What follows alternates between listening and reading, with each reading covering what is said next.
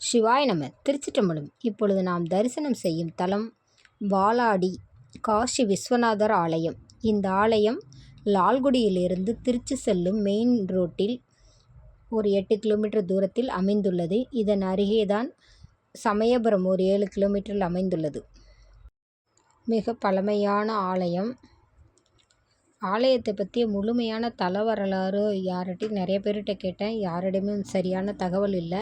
ஆனால் இறைவன் மேற்கு பார்த்து இருப்பதனாலும் தெற்கு பார்த்து அமைந்துள்ளது.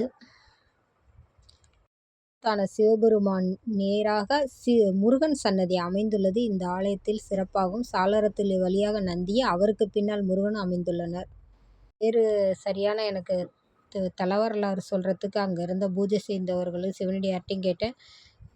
நவகிரகம் அமைந்திருக்கு. மற்ற சிவன் கோயிலில் இருக்க மாதிரி கோஷ்ட மூர்த்திகள் 2க்குமே அபிஷேகம் பண்ணியிருந்தாங்க. நாங்கள் போன அன்னைக்கு பிரதோஷம்.